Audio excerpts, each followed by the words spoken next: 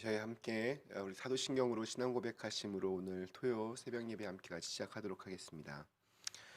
전능하사 천지를 만드신 하나님 아버지를 내가 믿사오며 그 외아들 우리 주 예수 그리스도를 믿사오니 이는 성령으로 잉태하사 동정녀 마리아에게 나시고 본디오 빌라도에게 고난을 받으사 십자가에 못 박혀 죽으시고 장사한 지 사흘 만에 죽은 자 가운데에서 다시 살아나시며 하늘에 오르사 전능하신 하나님 우편에 앉아 계시다가 저희로서 산 자와 죽은 자를 심판하러 오시리라. 성령을 믿사오며 거룩한 공예와 성도가 서로 교통하는 것과 죄를 사하여 주시는 것과 몸이 다시 사는 것과 영원히 사는 것을 믿사옵나이다. 아멘. 함께 찬송가 305장 함께 찬송하시겠습니다.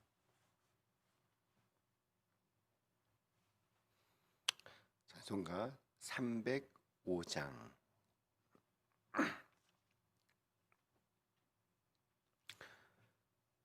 찬송가 305장 찬송하겠습니다. 나 같은 죄인 살리신 주 은혜 놀라워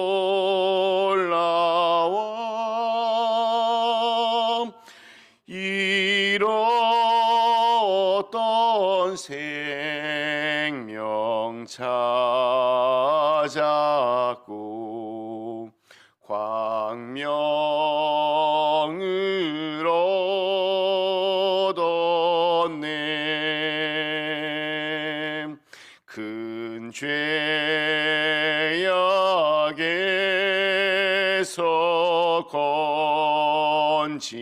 건지신 주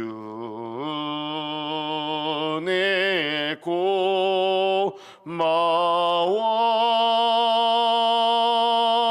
나 처음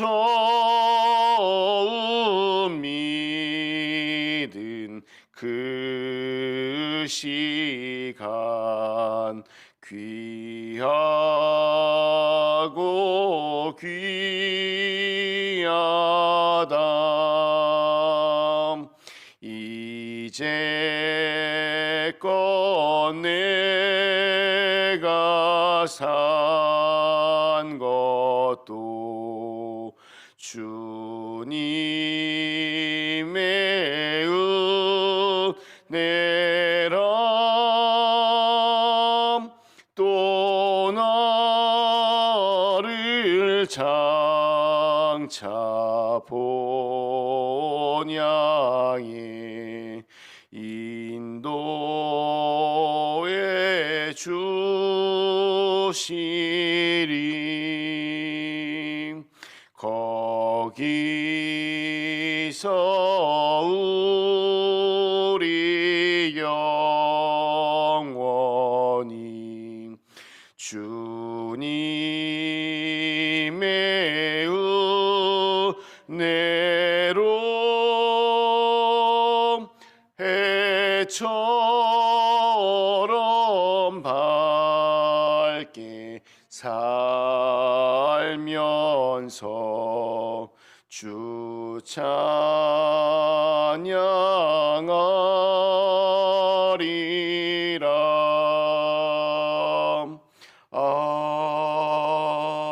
아멘. 네, 오늘 저희는 로마서 10장 우리 4절에서 13절에 있는 말씀으로 오늘 함께 같이 이 아침 시작하도록 하겠습니다. 로마서 10장 우리 4절에서 13절에 있는 말씀. 로마서 10장 4절에서 13절 말씀입니다.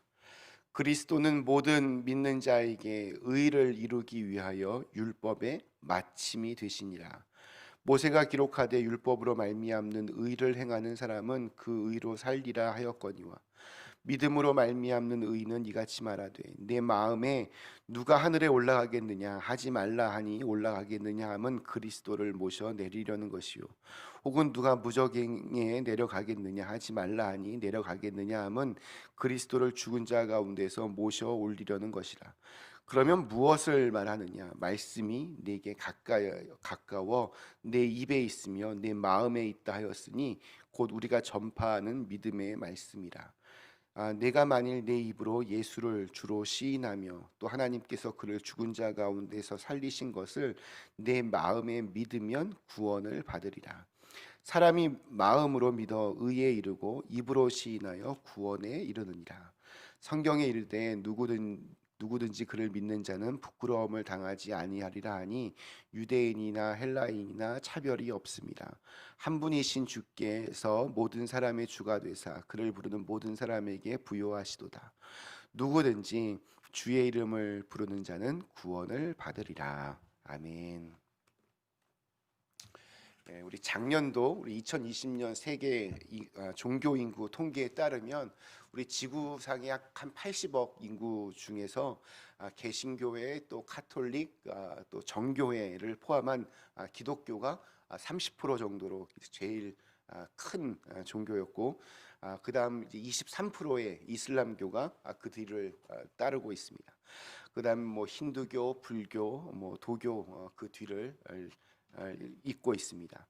이 중에서 이슬람교는 근데 앞으로 한 50년 정도가 지나면 우리 기독교를 이렇게 추월할 것이다라고 그렇게 예측하는 사람들이 많이 있습니다.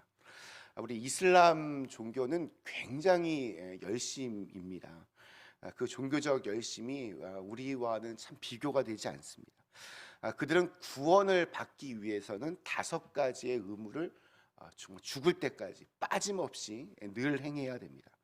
첫 번째, 알라 외에는 신이 없고 무함마드는 알라의 예언자다라고 하는 신앙 고백인데 이건 뭐 그냥 말로 하는 거니까 뭐 이렇게 쉬워 보입니다. 두 번째, 하루에 5번 알라를 향해서 기도하는 것인데 반드시 정해진 시간에 내가 무슨 일을 하든지 간에 하던 일을 멈추고 그 5번을 평생토록 그렇게 기도해야 합니다. 세 번째, 자선을 베풀어야 되는데 자기 전체 그 재산에서 2.5%, 또 이렇게 주고받는 교육품의 2.5%, 또 농업 생산의 5%에서 10% 정도를 가난한 자들에게 반드시 기부를 해야 됩니다. 뭐 우리에게도 뭐 11조 이런 게 있지만 우리는 뭐 사실 의무 조항이 아니라 그냥 이렇게 헌금도 이렇게 뭐 꼭 해야 된다라고 이렇게 강요하지 않습니다.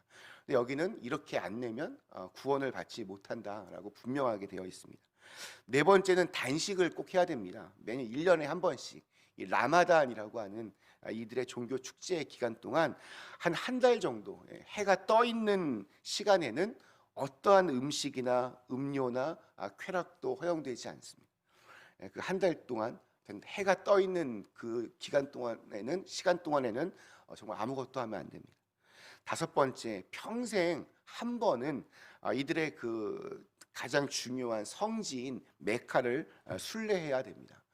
평생에 한 번은 꼭 그곳에 가서 그 자신들의 그 성지를 둘러보고 그 중요한 것들을 이렇게 만질 수 있어야 구원을 받을 수 있다 가르칩니다.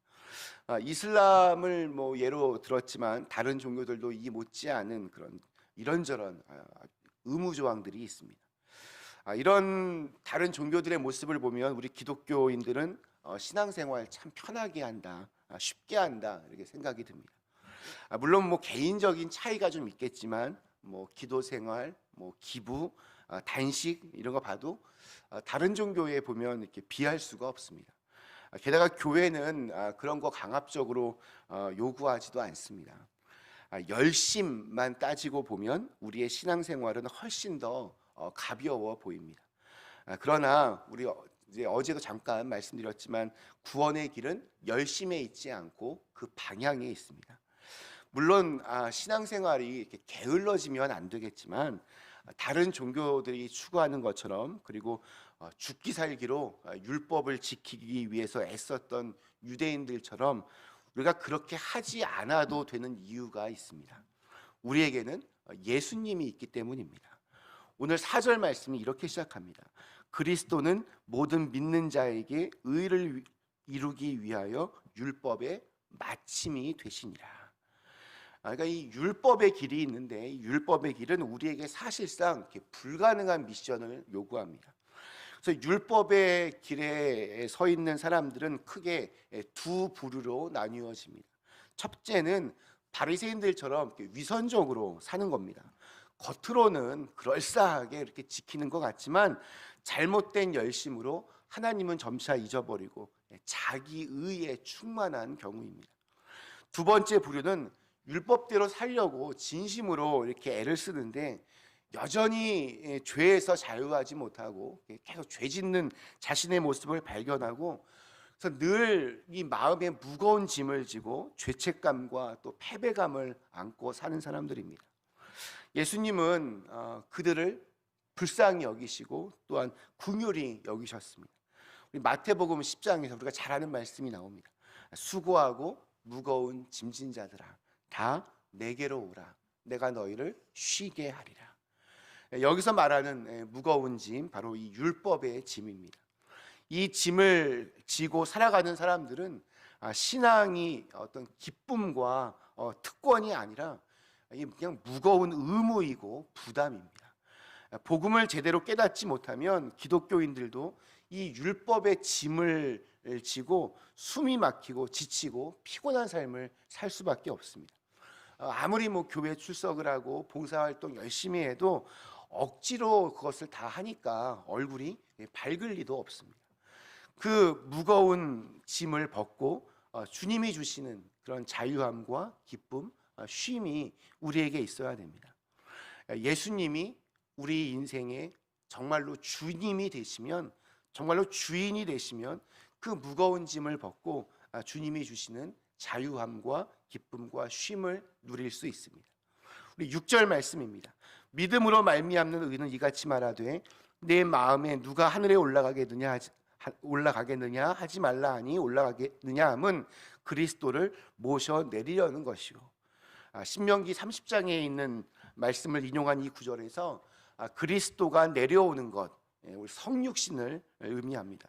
즉 믿음의 의는 인간이 이렇게 의롭게 되기 위해서 그리스도가 필요한데, 그 그리스도를 성육신시키는 일을 하기 위해서 우리가 하늘로 올라갈 필요가 없다라는 말씀입니다. 또 7절 말씀도 비슷합니다. 혹은 누가 무저갱으로 내려가겠느냐 하지 말라 하니 내려가겠느냐 하면 그리스도를 죽은 자 가운데서 모셔 올리려는 것이라. 그리스도를 죽음에서 모셔 올린다, 이거는 그분의 부활을 말합니다. 즉 그리스도를 부활시키는 일도 우리가 이렇게 할 필요가 없다는 말씀입니다. 물론 죄인된 인간이 그걸 할 수도 없는 일이지만 그런 불가능한 미션을 믿음의 길에서 우리에게 요구하지 않으신다는 겁니다. 이 하늘에 올라가고 지옥에 내려갈 필요가 없다는 말은 구원을 위해서 이렇게 오늘 아까 처음에 말씀드렸던 불가능에 가까운 여러 가지 의무들을 우리에게 요구하지 않으신다는 겁니다. 그러면 믿음의 길은 우리에게 무엇을 요구합니까? 우리 8절 말씀입니다. 그러면 무엇을 말하느냐? 말씀이 내게 가까워 내 입에 있으며 내 마음에 있다 하였으니 곧 우리가 전파하는 믿음의 말씀이라. 그러니까 믿음의 길은 하늘과 또 땅 밑과 같이 멀고 불가능한 곳에 있는 미션을 요구하지 않고 바로 우리의 입과 우리의 마음에 주신 말씀에 주목하라는 그러한 미션을 우리에게 요구하십니다. 그 말씀은 바울과 같은 사도들이 전하고 있는 믿음에 관한 말씀입니다. 그 믿음의 말씀들을 정리한 것이 우리가 읽고 있는 이 성경입니다.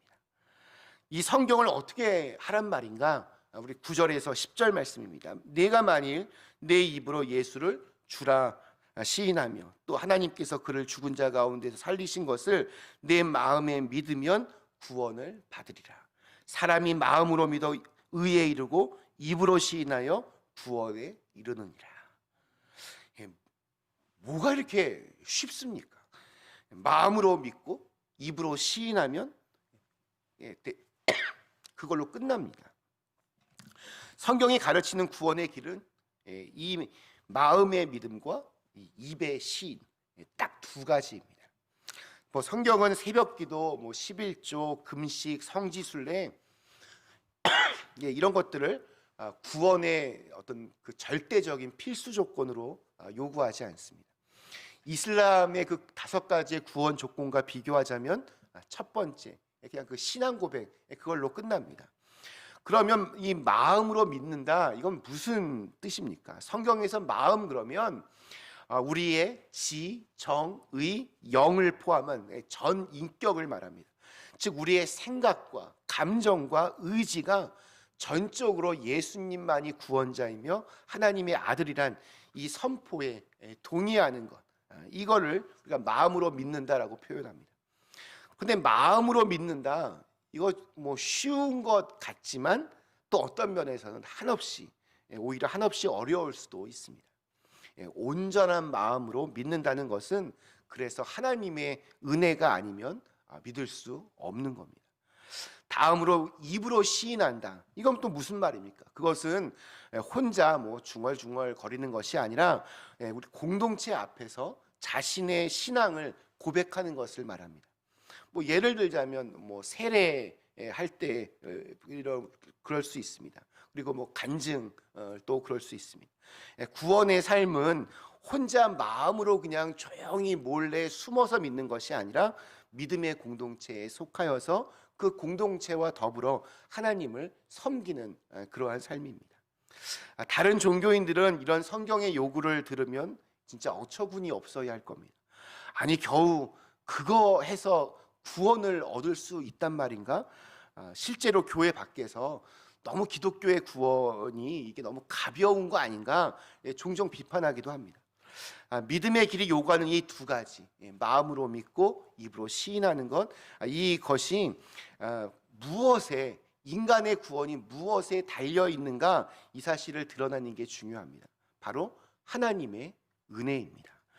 인간이 스스로 개척하는 구원의 길이 아니라 하나님께서 열어놓으신 그 구원의 길을 겸손히 따라가는 것이 바로 우리 기독교의 구원입니다.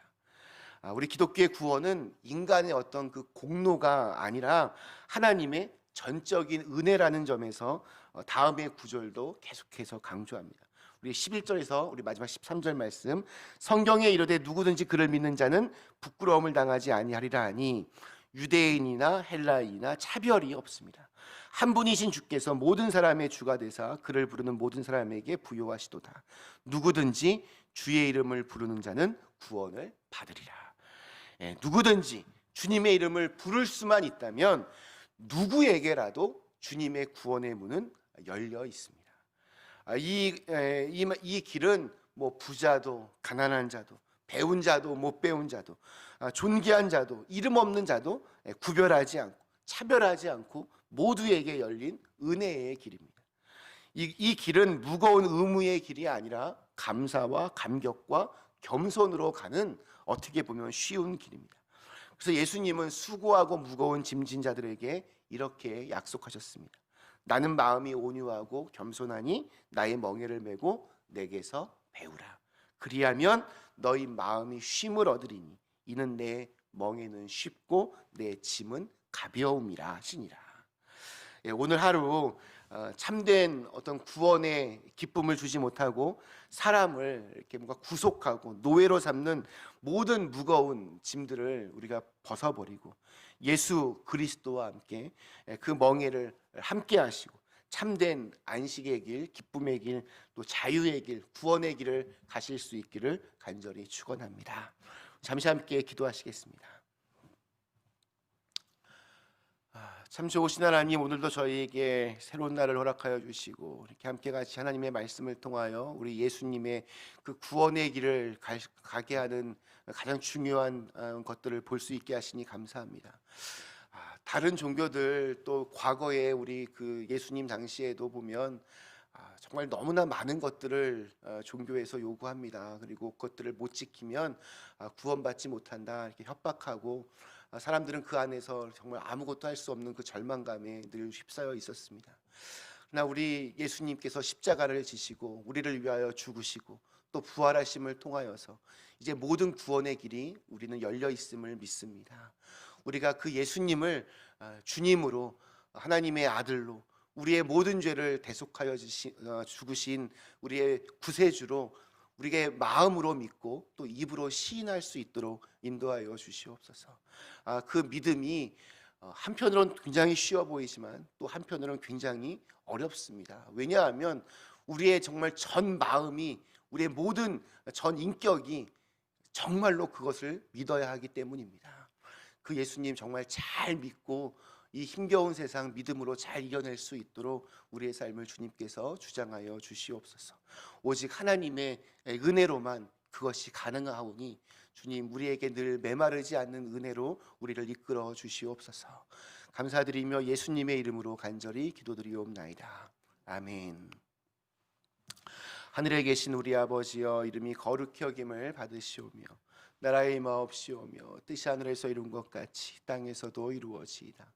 오늘날 우리에게 일용할 양식을 주옵시고 우리가 우리에게 죄 지은 자를 사하여 준 것 같이 우리의 죄를 사하여 주옵시고 우리를 시험에 들게 하지 마옵시고 다만 악에서 구하옵소서. 내게 나라와 권세와 영광이 아버지께 영원히 있사옵나이다. 아멘.